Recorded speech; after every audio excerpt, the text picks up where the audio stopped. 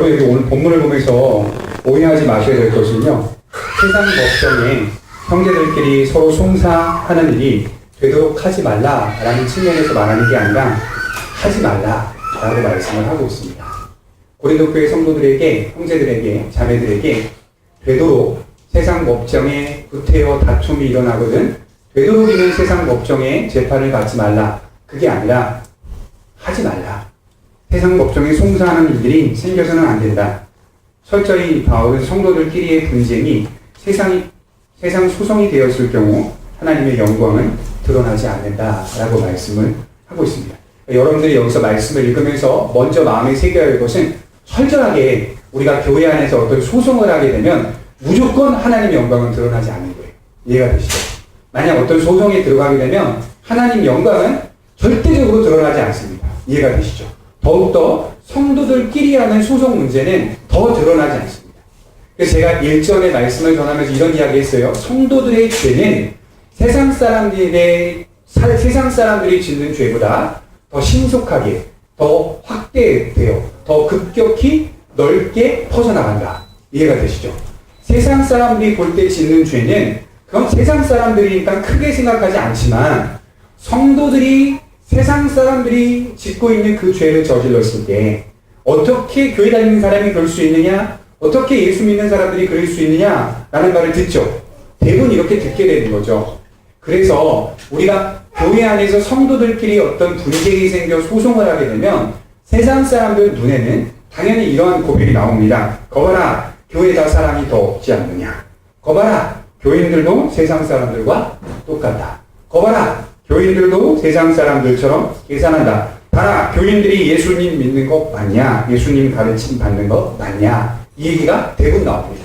그래서 바울은 철저하게 이것은 하나님의 영광이 드러나지 않는다라고 말씀을 하고 있는 것이죠.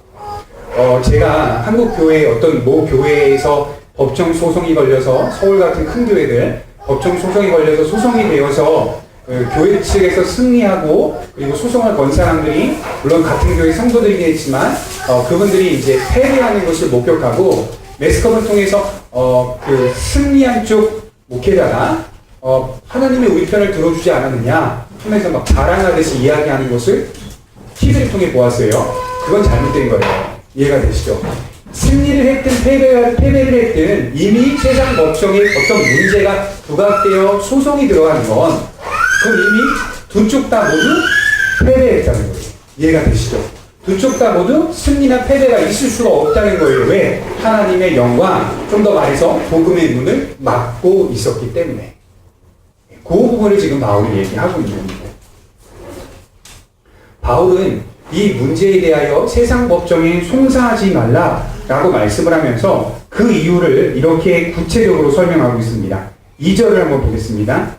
성도가 세상을 판단할 것을 너희가 알지 못하느냐? 세상도 너희에게 판단을 받겠거든 지극히 작은 일 판단하기를 감당하지 못하겠느냐?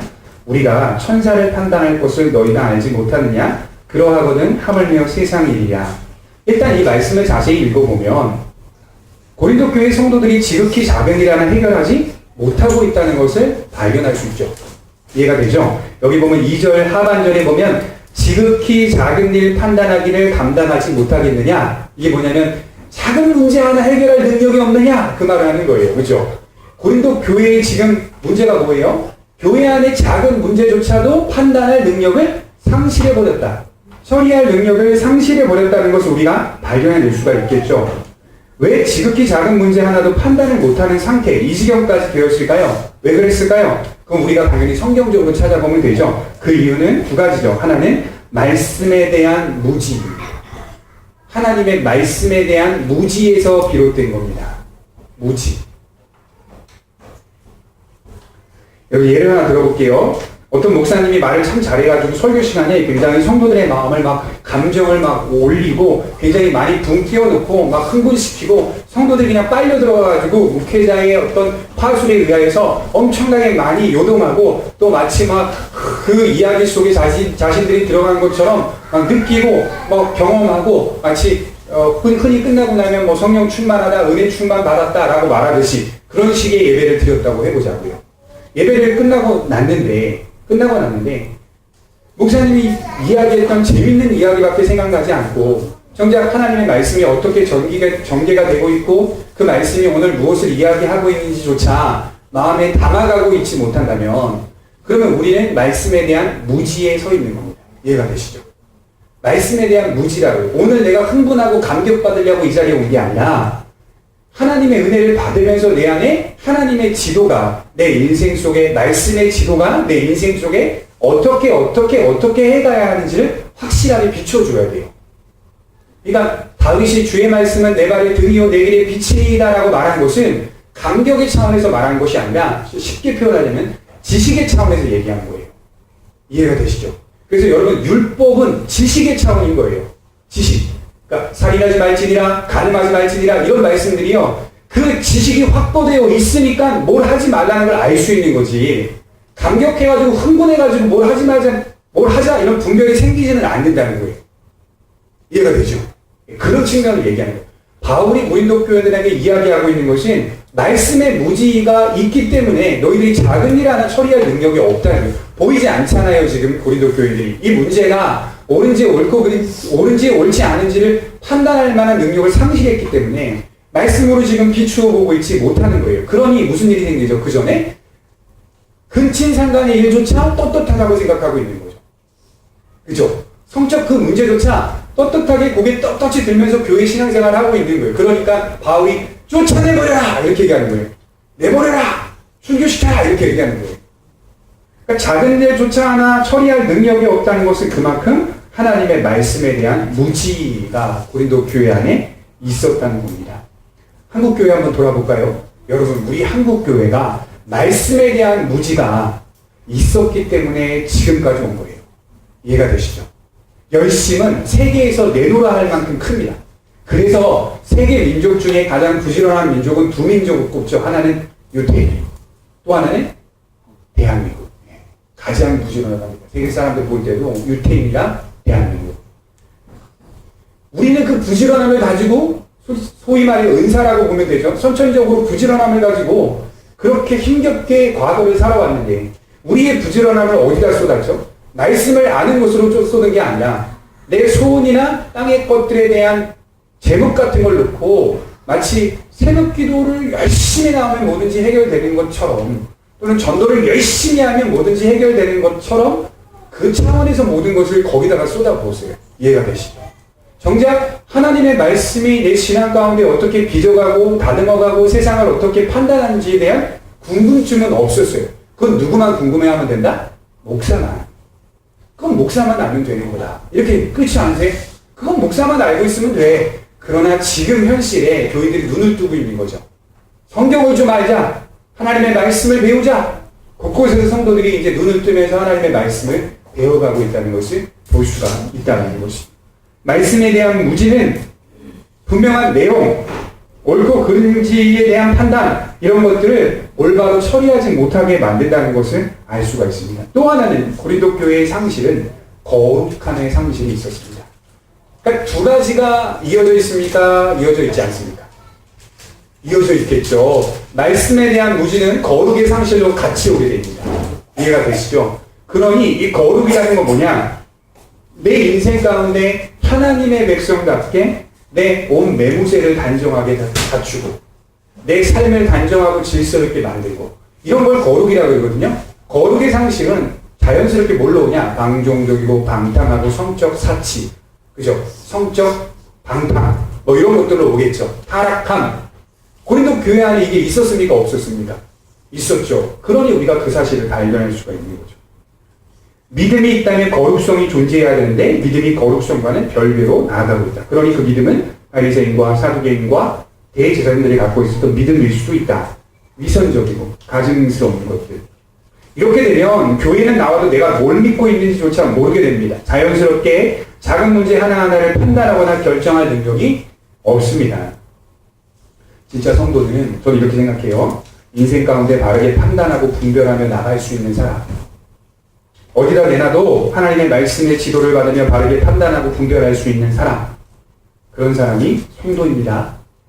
정말 그 사람이 성도예요. 성경이 그 사람의 성도라고 말해요. 그 사람은. 그러니까 고린도 교회 성도들은 작은 문제 하나까지도 세상 법정에 맡기고 있는 것을 볼 때 고린도 교회 전체는 하나님이 세운 하나님의 교회는 맞지만 그 안에 있는 성도들 중에서 개중 성도들 중에서 거듭나지 못한 사람이 있다 없다? 있다. 교회 전체는 하나님이 세운 고린도 교회 하나님의 교회는 맞지만 그 안에 정말 거듭난 사람들이 있을 수도 있을 것이고 없을 수도 있을 것이고 그렇게 구분될 수 있다는 거죠. 교회 내에서 교회법으로 처리할 능력을 상실해버린 교회, 이건 사실은 굉장히 문제가 많은 교회입니다. 이게 급급한 교회, 들어보셨죠? 급급한 교회. 사람 모으기만 바쁜 급급한 교회. 정말 그 안에 들어가 보면 알맹이 없는 교회. 뭐 하나 처리할 만한 능력이 없는 교회. 진짜 답답하죠. 성도는 막 진짜 막 몰려와요. 막 수만 명, 수십만 명 몰려와요. 그러나 정작 땅콩 까듯이 탁 까보면 그 안에 땅콩 아니면 아주 작은 거. 하나, 두 개, 아니면 뭐 기형아 땅콩들. 정말 알맹이 없죠. 왜 지극히 작은 문제 하나도 판단하지 못하는 이 지경까지 왔을까요? 성도란 후에 주님이 오실 때 온 세상을 주님과 함께 판단하고 심판하는 자들이라고 바울은 2절에 말합니다. 우리 2절 말씀을 볼까요? 여기 좀 흥미로운 말씀인데요. 잘 마음에 새겨가시기 바랍니다. 2절입니다. 성도가 세상을 판단할 것을 너희가 알지 못하느냐? 세상도 너희에게 판단을 받겠거든. 지극히 작은 일을 판단하기를 감당하지 못하겠느냐? 그래서 이 판단이라는 단어는 여기는 판단이라고 적혀 있지만 영어로는 judge, 그 다음에 헬라어로는 크리노, 심판하다, 재판하다. 누가? 성도가. 모르셨죠? 성도는 구원만 받는 존재가 아니라요. 내가 억울하게 견디고 인내했기 때문에 나중에 예수님이 이 땅을 심판할 때 누구도 같이 심판한다? 성도도 그 옆에서 같이 심판한다는 얘기예요. 이게 같이 주님의 심판의 자리에 그 자격에 성도도 옆에서 함께 동참하며 세상을 심판한다는 거예요. 얼마나 멋집니까? 바울이 그 표현을 쓰고 있는 거예요. 크리노, 심판하다. 너희가 세상을 심판하지 않느냐? 근데 너희도 왜 세상 법정에 문제를 맡겨가지고 불의한 자들, 그러니까 세상 사람들을 바울이 뭐라고 표현하냐면 세상 사람들 이렇게 안 해요. 1절에 보면 불의한 자들 이렇게 표현해요. 불의한 자들. 예수 안 믿는 사람들은 그냥 그런 사람들이 아니라 바울이 뭐라고 말하냐면 불의한 자들. 이해가 되시죠? 우리가 예수 안 믿고 있습니다. 그러면 우리는 무슨 자들? 불의한 자들. 이걸 로마서에서 바울의 표현식대로 표현하면 죄인들. 그쵸? 죄가 있는 사람들 이런 뜻이잖아요. 그러니 불의한 자들한테, 형평성에 어긋난 자들한테, 공평하지 못한 자들한테 문제를 맡기면 되겠니? 이런 거예요. 어떻게 너희들이 세상을 심판할 건데 왜 세상에게 심판을 받으려고 하니? 난 도무지 이해할 수 없다. 그 얘기를 하는 겁니다. 주님과 함께 심판의 자리에 있을 자들이 단순히 성도는 구원받는 게 아닌데 동참하고 심판의 위치에 서 있을 건데 왜 너희들은 그렇게 불의한 자들에게 반대로 심판을 받고 있느냐? 그렇게 얘기하고 있는 겁니다. 우리 마태복음 19장 28절 한번 찾아보겠습니다. 마태복음 19장 28절.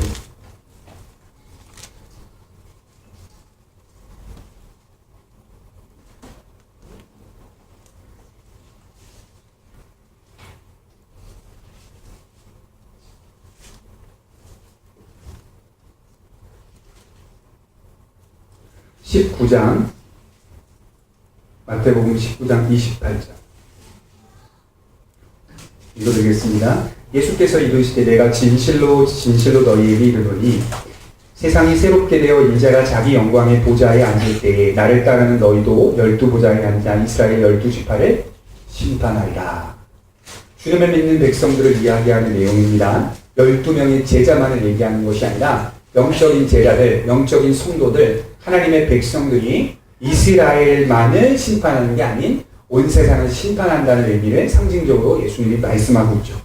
주님과 함께 후에 세상을 판단하고 세상을 심판하는 그 위치에 있을 사람들이 어떻게 세상 법정에 판단을 받으려 하느냐.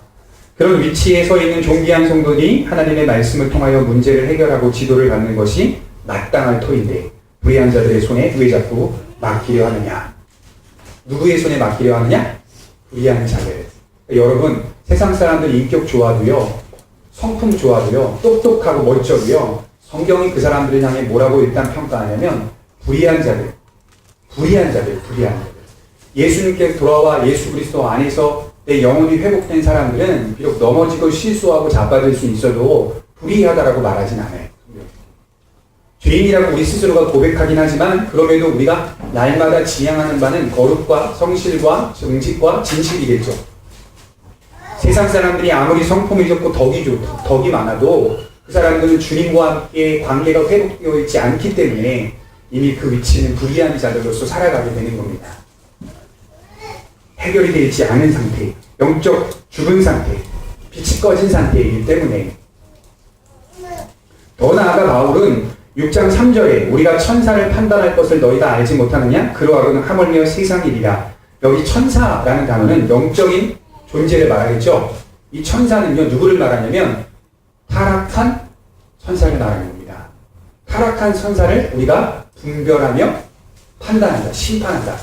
그러니까 타락한 영물까지도 우리가 판단하는 존귀한 위치에 있는 성도인데,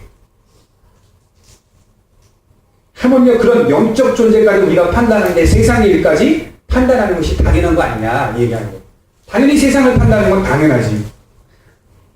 하나님의 백성은 악을 분명하게 판단하는 위치에 있다는 말을 다시 한번 강조합니다. 그런 존재들이 왜 자꾸 세상의 손을 들리려고 하느냐라고 말씀하고 있습니다. 7절에 바울이 말하듯이 이미 세상 법정에 송사했다는 것 자체가 잘한 일입니까? 잘못된 일입니까? 잘못된 일이며 그것은 불의한 일이라. 차라리 뭐라고 말하냐면 7절에 손해를 보고 피해를 당하고 세상 법정에는 뭘 하지 말라? 송사하지 말라. 차라리 그냥 거짓말 당하라. 피해를 봐라. 손해를 봐라. 대신 뭐 하지 마라? 법정에 송사하지 마라. 세상 법정에. 누구끼리? 성도끼리, 교인들끼리 하지 말라. 그래서 여러분, 교회에서 돈 문제 발생되거나 금전적인 문제, 또 여러 가지 어떤 시험거리가 될 만한 문제가 발생하게 되면 반드시 명심하게 됩니다. 특별히 물질 문제는 그냥 줘버리세요. 아니면 빌려주지 말든가. 이해가 되시죠? 그냥 다 받을 생각하지 말고 줘버리세요. 그런 마음을 가지고 하라고 말씀을 드리는 거예요. 교회 안에서 여러 가지 어떤 문제들이 발생하게 되면 꼭 그 문제 때문에 일이 생겼고, 이해가 되시죠? 그거 안 하고 거절하면 차라리 조금 서운할 수는 있겠지만 그래도 그게 나아. 여러 문제들 가만히 생각해보세요. 지혜롭게 대처할 필요가 있어요. 사랑이랍시고 막 우리가 하는 행동들 중에 혹시나 사랑이 아니 될 수도 있는 게 있어요. 차라리 그때 거절하는 게 사랑이었구나, 이게 더 있을 수 있어요. 이제 교회 성도들 많아지면 여러분들 느끼게 돼요. 아, 이게 참 그렇구나, 이런 문제가 생기구나. 다 서로 엮여 있으니까. 그러니까 그런 문제들을 최대한 말씀을 통하여 지도를 받으며 여러분들 스스로가 다 거절할 건 거절하고 또 이렇게 베풀어 줄 건 또 베풀어 주고, 그러면서 나아갈 때 교회가 건강하게 서갈 수 있다는 것을 설명하는 겁니다. 차라리 속임 당하는 게 낫지 세상 법정에 송사하지 말라라고 얘기하죠. 왜 바울은 이처럼 강도 높게 교회와 세상을 구분하고 있는 걸까요? 왜 바울은 이처럼 교회와 세상을 구분할까? 9절부터 11절까지를 보게 되면 알 수가 있습니다. 9절부터 11절입니다.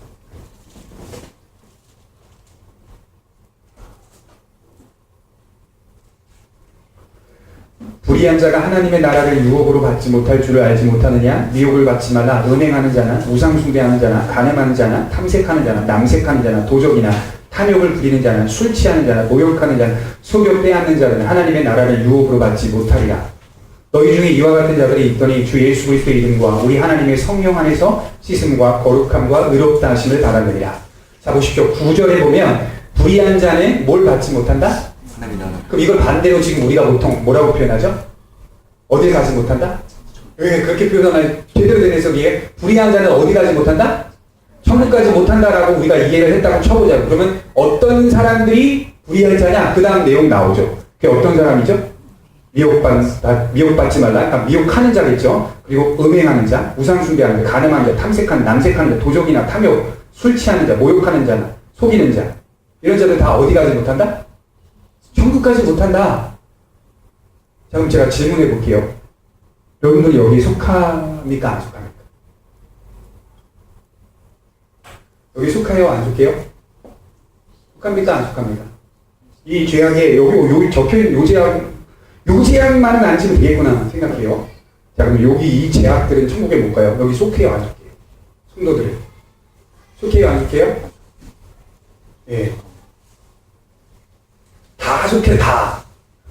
우리가 언제 음행을 안 했어요? 우리가 언제 우상숭배를 안 했어요? 우리가 언제 간음을 안 했어요? 우리가 언제, 남생은 뺍시다, 그래. 탐색을 안 했어요?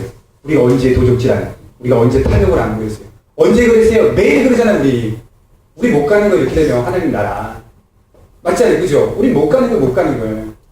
근데 바울이, 이 안 걸리는 죄악이 없어요, 여기 보면요. 근데 바울이 이것을 11절에 어떻게 깔끔하게 마무리하냐면, 너희 중에 이와 같은 자들이 있었는데 예수님의 이름과 우리 하나님의 성령 안에서 씻음과 거룩함과 의롭다 하심을 입었다. 그럼 우리 다시 물어볼게요. 천국 가요, 안 가요? 하나님 나라 간다, 이 얘기 하는 거예요. 그런데 이런 죄악들 속에서 그리스도의 중생의 씻음과 성령의 새롭게 하심을 입지 못한 자들은 하나님 나라에 들어가지 못한다. 그거는 원칙은 그대로지만 너희들 중에, 교우들 중에 이렇게 죄 짓고 살아가는 사람들 중에서, 교우들 중에서 예수님을 믿고 씻음받고 거룩함받고 의롭다 하심을 입은 자들이 나타나고 드러나지 않았느냐? 그러니 하나님 나라 가지 않았느냐? 그러니 뭘 하지 말라? 세상 걱정에 송사하지 말라. 왜요? 기다려주고 그 안에서 교회법 안에서 해결하려고 하면 원고나 피고나 모두 복음의 문을 막지는 않기 때문에 그 안에서 교회법 안에서 해결이 되면서 그에게 기회가 있는 상태라는 거예요. 기회가 있는 상태. 복음을 받아들이는 어떤 불의한 자가 있다면 예수님을 받아들이지 않은. 그러나 그것을 세상 법정에 올리기 시작하면 원고나 피고나 일단 마음의 문을 닫은 상태로 시작이 돼요. 이해가 되죠? 그러니 중생하지 못한 사람이 어떤 문제를 가지고 둘이 세상 법정에 송사하여 소송을 걸었으면 이 사람은 당연히 교회를 떠나요, 안 떠나요? 누군가는 떠나는 거예요. 믿을 수가 없지, 앞으로는. 내가 교회를 왜 나와요? 내 교인들 때문에 얼마나 큰 상처를 받았는지 알아? 바로 이렇게 나와요, 왜? 자기가 잘못했음에도 불구하고, 자기가 거짓말하고 사기쳤음에도 불구하고 그 사람 뭐라고 말하면 내가 그 교훈 때문에 이런 상처를 받았다. 내가 교회 왜 나가? 이러면서 이미 복음의 기회, 복음의 문을 스스로 확 닫아버리네. 그러니 바울이 너희들 중에 다 그렇지 않은 자가 있었느냐? 이 얘기를 하는 거예요. 다 무리한 자들 아니었냐? 그러나 그리스도 예수 안에서 해결되어지고 중생되어지고 의롭다함 받았기 때문에 그 세상 법정에 송사하는 것을 기다려라, 멈춰라, 하지 말라 이렇게 얘기하는 거예요. 그리고 그 원거든 피거든 그들이 구원받을 수 있도록 우리처럼 해결받을 수 있도록 기도하며 기다려줘라 그 얘기를 하는 겁니다. 그러니 정 답답하고 힘들면 교회에 문제가 생기면 목사님 해결해 주세요. 이게 맞는 말이에요. 사실은. 소송 거는 게 아니라 목회자한테 부탁을 드려서 해결해 달라고. 이 문제 어떻게 이런 문제인데 해결해 달라고. 목회자가 손을 뻗을 수 있는 문제가 있을 거고 그렇지 못한 또 상황이 생길 수 있잖아요. 어찌됐든 목회자는 교회의 대표적 사람이기 때문에 불러다가 이야기는 할 수 있는 자리에 있잖아요. 말하지 못하는 것들을. 그러니 그렇게 하는 게 훨씬 더 지혜로운 방법 아니냐. 오히려 그걸 가지고 막 법정에 소송하고 분쟁을 하기 시작하면 끝이 없는 서로가 지치고 원고가 지치고. 변호사 선임비가 기본적으로 얼마인지 아세요?